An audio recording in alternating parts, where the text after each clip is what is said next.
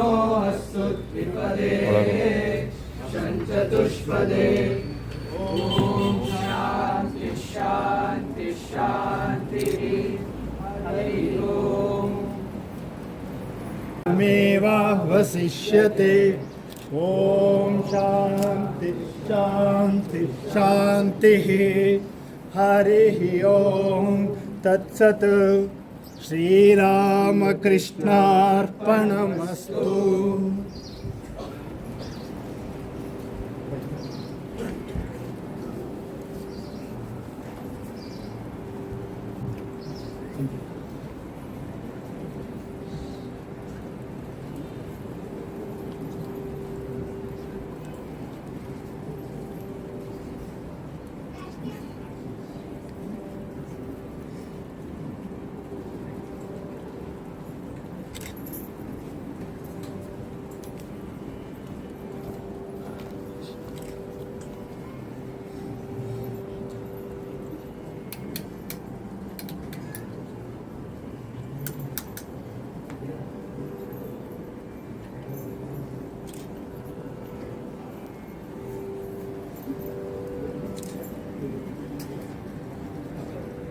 ಪೂಜ್ಯ ಯತಿವರೇಣ್ಯರನ್ನು ಪೂರ್ಣಕುಂಭದೊಂದಿಗೆ ಸ್ವಾಗತಿಸಿದಂತಹ ನಮ್ಮ ವಿವೇಕಾನಂದ ಮಕ್ಕಳ ಸಂಘದ ಸದಸ್ಯನಾದ ಆನಂದಮಾನಂದಮದ್ವೈತ ಪೂರ್ಣಂ ನಿರಾನಂದಮಾನಂದಮದ್ವೈತ ಪೂರ್ಣಂ ಪರಂ ನಿರ್ಗುಣಂ ನಿರ್ವಿಶೇಷಂ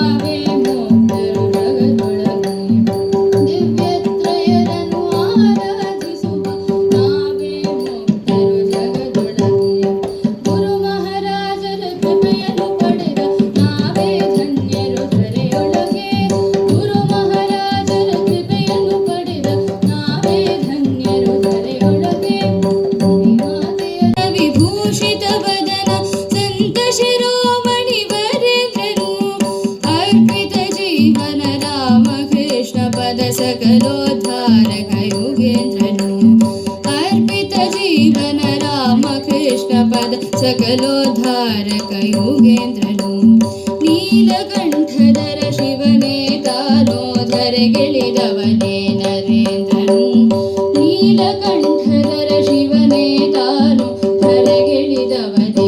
ಇವತ್ತು IPL ಫೈನಲ್ಸ್ ಇದೆ. RCB ಫೈನಲ್ಸ್ ಆಡ್ತಿದೆ. ನೀನ್ ನೋಡ್ಬೇಕು, ನಮ್ ವಿರಾಟ್ ಕೊಹ್ಲಿ ಪಟ್ಟಿದಾರ್ ಅಂತಾರೆ. ಈ ಸಲನು ಕಪ್ ನಮ್ದೆ ಕಣೋ. ನನ್ನ RCB ನೇ ಬೇರೆ ಕಣೋ. ಅದೇ ನಿನ್ನ RCB? ನನ್ನ ಪ್ರಕಾರ RCB ಅಂದ್ರೆ ರಾಮಕೃಷ್ಣ ಚರಣ ಭಕ್ತ ಅಂತ. RCB ಅಂದ್ರೆ ರಾಮಕೃಷ್ಣ ಚರಣ ಭಕ್ತನ? RCB ಅಂದ್ರೆ ರಾಯಲ್ ಚಾಲೆಂಜರ್ಸ್ ಬ್ಯಾಂಗ್ಳೂರ್ ಕಣೋ. ಏನೋ ಹೇಳ್ತಾ ಇದೀಯ ನೀನು? ನೋಡು, ನೀನು RCB ಆದ್ರೆ IPL ಗೆದ್ದಂಗೆ. ನಾನು RCB ಆಗದ? ನಮ್ಮ ಜೀವನದಲ್ಲಿ ಅಳವಡಿಸ್ಕೊಳ್ತಾ ಇದೀವಿ, ಗೊತ್ತಾ? ಹಾಗಿದ್ರೆ ಈ ಸ್ವಾಮಿ ವಿವೇಕಾನಂದ್ರ ಬಗ್ಗೆ ನಂಗೆ ಏನಾದ್ರು ಒಂಚೂರು ಹೇಳ್ತೀಯಾ? ಸರಿ, ಹೇಗಿದ್ರು ಇವತ್ತು ಸಂಜೆ ಇದೆ ಕ್ಲಾಸು. ನನಗೆ ಸ್ವಾಮೀಜಿ ಬಗ್ಗೆ ಮಾತಾಡು ಅಂದರೆ ತುಂಬ ಇಷ್ಟ ಕಣೋ. ನನ್ನನ್ನೇ ಮರ್ತು ಬಿಡ್ತೀನಿ. ಸರಿ, ಹಾಗಿದ್ರೆ ಸ್ವಾಮೀಜಿಯವ್ರ ಜೀವನದ ಒಂದು 2-3 ಘಟನೆಗಳನ್ನು ನಾನು ಹೇಳ್ತೀನಿ. ಸರಿ. ಶ್ರೀರಾಮಕೃಷ್ಣರ ದೇಹತ್ಯಾಗ ಆದಮೇಲೆ ಅವರ ಸನ್ಯಾಸಿ ಶಿಷ್ಯರೆಲ್ಲ ಸೇರಿಕೊಂಡು ಸ್ವಲ್ಪ ದೂರ ರೈಲಲ್ಲಿ, ಸ್ವಲ್ಪ ದೂರ ಕಾಲ್ನಡಿಗೆಯಲ್ಲಿ, ಹೀಗೆ ಅವರು ಪೂರ್ತಿ ದೇಶವನ್ನ ಪರಿವ್ರಾಜಕರಾಗಿ ಸಂಚಾರ ಮಾಡ್ಕೊಂಡು ಬರುವಾಗ ರಾಜಸ್ಥಾನದಲ್ಲಿರೋ ಅಲ್ವರ್ ಅನ್ನೋ ಒಂದು ಸಂಸ್ಥಾನಕ್ಕೆ ಕೊಡಲು ನಿರಂತರ ಹಿತವಗೈಯುತ ಸಕಲ ಜೀವಕ್ಕೆ ಫಲವ ಕೊಡುತ್ತಲಿ ಸಂತತ ತನ್ನ ಕಡೆದರು ಉರುಬಲಾಗಿ ಪರರ ಸೇವೆಯಗೈಯುವ ಮುನ್ನ ತಿಳಿಯಲಿ ಜಗವು ನಿನ್ನಯ ನರರ ಸೇವೆಯ ಬೋಧವ ಮುನ್ನ ತಿಳಿಯಲಿ ಜಗವು ನಿನ್ನಯ ನರರ ಸೇವೆಯ ಬೋಧವ ನಮೋ ವೀರ ನರೇಂದ್ರನೇ ಸ್ವಾಮೀಜಿ ಮಹಾರಾಜ್, ತಮ್ಮಂತ ಸಾಧುಗಳು ನಮ್ಮ ಮನೆಗೆ ಆಗಮಿಸಿರುವುದು ನನ್ನ ಪೂರ್ವಜನ್ಮದ ಪುಣ್ಯವೇ ಆಗಿರಬೇಕು. ನಾನು ನಿಮಗೆ ಈಗಾಗಲೇ ಹೇಳಿರುವ ಹಾಗೆ ನಮ್ಮ ರಾಜ್ಯದ ಮಹಾರಾಜರಾದ ಮಂಗಲ್ ಸಿಂಗ್ ರವರನ್ನು ನಮ್ಮ ಮನೆಗೆ ಆಹ್ವಾನಿಸಿದ್ದೇನೆ. ಅವರು ಪಾಶ್ಚಾತ್ಯರ ಪ್ರಭಾವಕ್ಕೊಳಗಾಗಿ ತಮ್ಮ ರಾಜ್ಯಭಾರವನ್ನೇ ಕಡೆಗಣಿಸಿದ್ದಾರೆ. ತಮ್ಮಿಂದ ಅವರ ಮನಪರಿವರ್ತನೆಯಾಗಬೇಕೆಂದು ನಾನು ಕೋರಿಕೊಳ್ಳುತ್ತೇನೆ. ರಾಜಾಧಿರಾಜ ರಾಜಮಾರ್ತಾಂಡ ರಾಜಗಂಭೀರ ಅಲ್ವರ್ ಸಂಸ್ಥಾನದ ಮಹಾಧೀಶ ಶ್ರೀ ಶ್ರೀ ಶ್ರೀ ಮಂಗಲ್ ಸಿಂಗ್ ಮಹಾರಾಜರು ಆಗಮಿಸುತ್ತಿದ್ದಾರೆ. Parag, ಬಹುಪರಾಗ್. Hello, Mr. Swamiji. My greetings.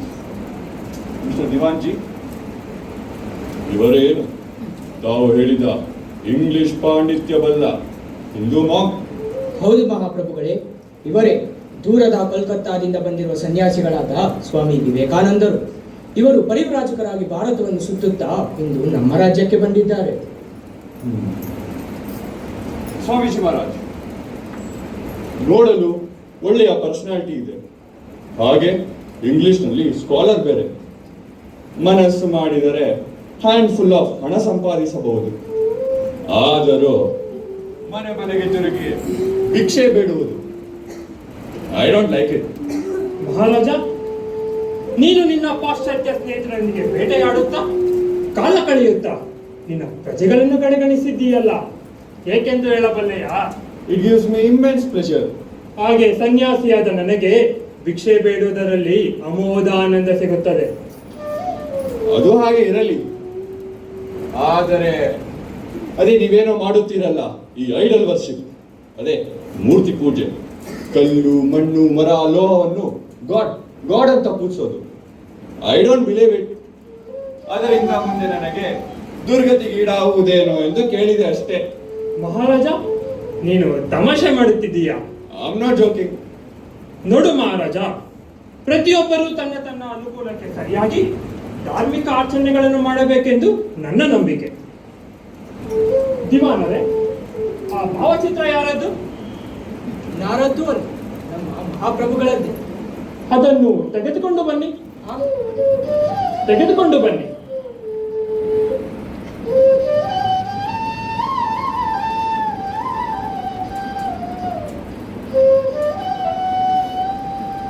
ಉಗುಳಿ ಅದರ ಮೇಲೆ.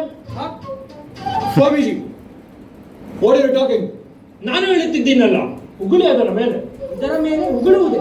ಇದು ನಮ್ಮ ಮಹಾಪ್ರಭುಗಳ ಭಾವಚಿತ್ರ. ನಿಮ್ಮಲ್ಲಿ ಯಾರಾದರೂ ಸರಿ, ಉಗುಳಿ ಅದರ ಮೇಲೆ. ನಾವು ಇದರ ಮೇಲೆ ಉಗುಳುವುದೇ? ಇಲ್ಲ ಇಲ್ಲ, ಅದೊಂದು ಕೇವಲ ಕಾಗದದ ಚೂರು. ಅದರಲ್ಲೇನು ನಿಮ್ಮ ಮಹಾರಾಜ ಶರೀರವಾಗಿ ಇಲ್ಲವಲ್ಲ. ಅದು ನಿಮ್ಮ ಮಹಾರಾಜನಂತೆ ಓಡಾಡುವುದಿಲ್ಲ, ಮಾತನಾಡುವುದಿಲ್ಲ. ಆದರೂ ಏಕೆ ಹಿಂಜರಿಯುತ್ತೀರಿ? ನೋಡು ಮಹಾರಾಜ, ಈ ಭಾವಚಿತ್ರ ಒಂದು ದೃಷ್ಟಿಯಿಂದ ನೀನಲ್ಲದಿದ್ದರೂ ಇನ್ನೊಂದು ದೃಷ್ಟಿಯಿಂದ ನೀನೇ. ನಿನ್ನ ನಿಷ್ಠಾವಂತ ಸೇವಕರು ನಿನ್ನನ್ನು ಹೇಗೆ ಗೌರವಿಸುತ್ತಾರೋ ಅದನ್ನು ಹಾಗೆ ಗೌರವಿಸುತ್ತಾರೆ. ಹಾಗೆ ನಮ್ಮ ಜನರು ಕೂಡ, ಓ ಕಲ್ಲೆ, ನಾನು ನಿನ್ನನ್ನು ಪೂಜಿಸುತ್ತೇನೆ, ಓ ಮರವೇ, ನಾನು ನಿನ್ನನ್ನು ಪೂಜಿಸುತ್ತೇನೆ ಎನ್ನುವುದಿಲ್ಲ. ಅವರು ಅದರಲ್ಲಿ ಆ ಭಗವಂತನನ್ನೇ ಕಾಣುತ್ತಾರೆ. ಇದು ನನ್ನ ಅಭಿಪ್ರಾಯ. ಸ್ವಾಮೀಜಿ ಮಹಾರಾಜ್, ತಾವು ಮೂರ್ತಿ ಪೂಜೆಯ ಬಗ್ಗೆ ವಿವರಿಸಲು ನೋಡಿದಾಗ ಕಲ್ಲು ಮಣ್ಣು ಮರ ಲೋಹವೆಂದು ಪೂಜೆ ಮಾಡುವವರು ಯಾರೂ ಇಲ್ಲ ಎಂದು ಒಪ್ಪಿಕೊಳ್ಳಬೇಕು. ಎಲ್ಲರೂ ಆ ಭಗವಂತನನ್ನೇ ಪೂಜಿಸುತ್ತಾರೆ. ಇಂದು ನನಗೆ ಮೂರ್ತಿ ಪೂಜೆಯ ಅಂತರಾರ್ಥ ತಿಳಿಯಿತು. ಆದರೆ ಮುಂದೆ ನನ್ನ ಗತಿಯೇನು ಸ್ವಾಮೀಜಿ? ನೀವೇ ಕೃಪೆ ಮಾಡಬೇಕು.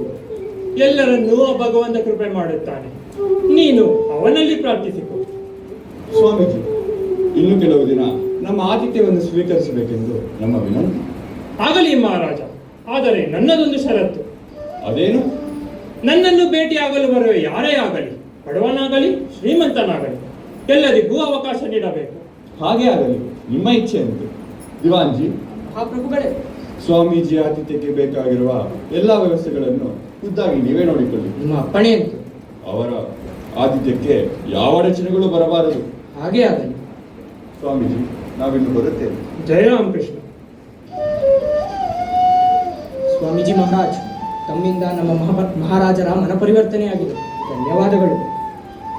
ಇತ್ತ ಬನ್ನಿ.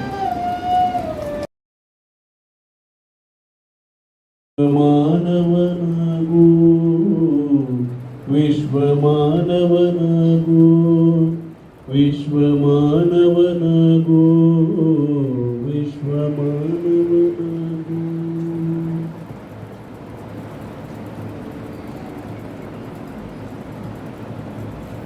ಬುದ್ಧಿ, ಏನಪ್ಪ ಇನ್ನೇನ್ ಸಮಸ್ಯೆ? ನಾನು 3 ದಿವಸದಿಂದ ನೋಡ್ತಾನೆ ಇದ್ದೀನಿ. ಜನರು ಅಯ್ಯಯ್ಯೋ ಅಂತ ಬರ್ತಾರೆ, ನಿಮ್ಮ ಹತ್ರ ಮಾತಾಡ್ತಾರೆ, ಖುಷಿಯಾಗಿ ಹೊಂಟೋಗ್ಬಿಡ್ತಾರೆ. ಆದ್ರೆ ಯಾರಾದ್ರೂ ಒಬ್ರಾದ್ರೂ ನೀವು ತಿಂದ್ರ ಕುಡಿದ್ರ ಕೇಳಲೇ ಇಲ್ವಲ್ಲ ಬುದ್ಧಿ? ಹೌದಪ್ಪ, ತುಂಬಾ ಹಸ್ತಿದ್ದೀನಿ, ಇನ್ನೂ ಏನಾದ್ರು ತಂದು ಕೊಡು. ನನ್ಗೇನೋ ಕೊಡ್ಬೇಕು ಅಂತ ಆಸೆ ಬುದ್ಧಿ, ಆದ್ರೆ ನಾನು ಒಬ್ಬ ಚಮ್ಮಾರ, ನನ್ನಂತವ್ರು ಮುಟ್ಟಿದ್ದು ನೀವು ಸ್ವೀಕರಿಸೋ ಆಗಿಲ್ಲ. ಆದ್ರೆ ಹಿಟ್ಟು ಬೇಳೆ ಮೊದ್ಲಾದ್ ಕೊಡ್ತೀನಿ, ನೀವೇ ಚಪಾತಿ ದಾಲ್ ಮಾಡ್ಕೋಬಹುದು. ನೋಡಪ್ಪ, ನಾನೊಬ್ಬ ಸನ್ಯಾಸಿ, ಅಗ್ನಿಸ್ಪರ್ಶ ಮಾಡುವಂತಿಲ್ಲ. ನೀನೇನಾದರೂ ತಂದು ಕೊಟ್ಟರೆ ನಾನು ತಿನ್ನುತ್ತೇನೆ. ಖಂಡಿತ ಸಾಧ್ಯ ಇಲ್ಲ ಬುದ್ಧಿ, ಇವತ್ತೇನೋ ನಾನು ನಿಮಗೆ ತಂದ್ಕೊಡ್ಬೋದು. ನಾಳೆ ದಿನ ಮಹಾರಾಜ್ರಿಗೆ ಗೊತ್ತಾಯ್ತು ಅಂದ್ರೆ ನನ್ ಗ್ರಾಚಾರ ಒಕ್ಕರ್ಸುತ್ತೆ. ನೋಡಪ್ಪ, ನಿನಗೇನು ಆಗದಂತೆ ನಾನು ನೋಡಿಕೊಳ್ಳುತ್ತೇನೆ. ನಾನೇ ಕೈ ತರಿಸಿಕೊಳ್ಳುವಾಗ ನಿನಗೇಕೆ ಭಯ? ಏನು ಆಗಲ್ಲ ಅಲ್ಲ ಬುದ್ಧಿ? ಏನೂ ಆಗಲಿಲ್ಲ. ಚಪಾತಿ ದಾಲ್ ಇದೆ, ತಂದ್ಕೊಡ್ಲಾ ಬುದ್ಧಿ? ಆಗಲಿ.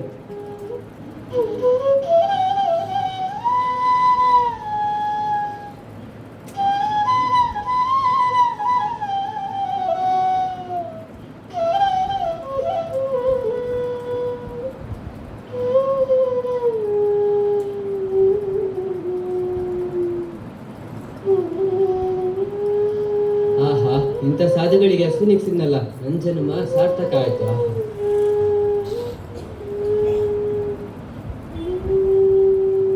ಧನ್ಯವಾದಗಳಪ್ಪ, ಆ ಭಗವಂತ ನಿನ್ನ ಸುಖವಾಗಿಟ್ಟೇನು.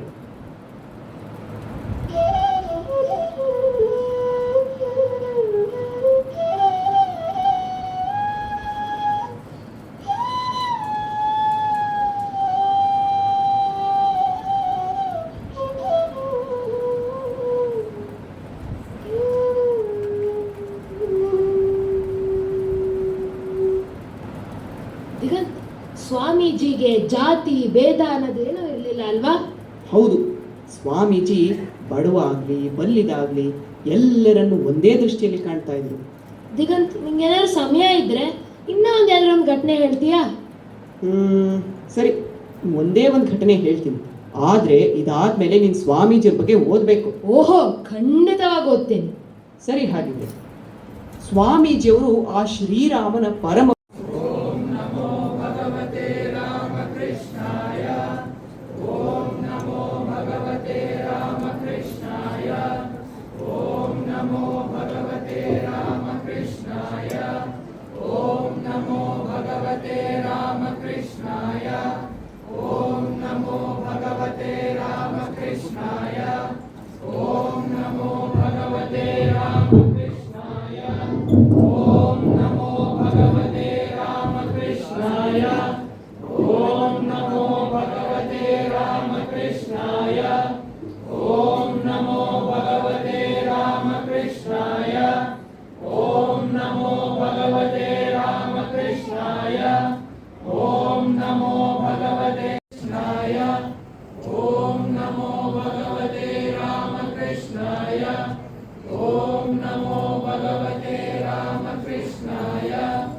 ಓಂ ನಮೋ ಭಗವತೆ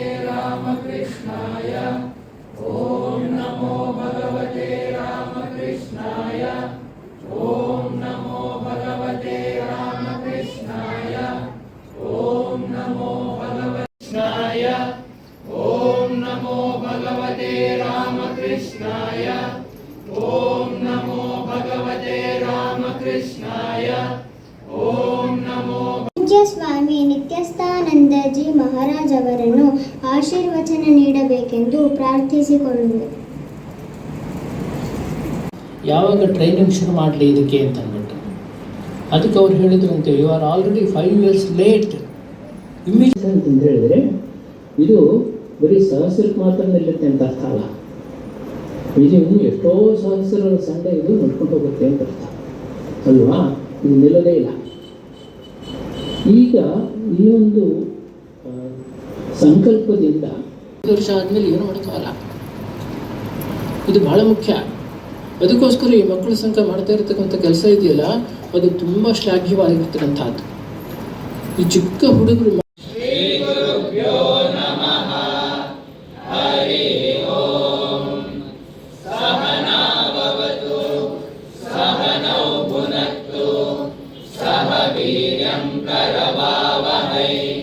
ತೇಜಸ್ವಿನಾವಧೀತಮಸ್ತು ಮಾ ವಿದ್ವಿಷಾವಹೈ.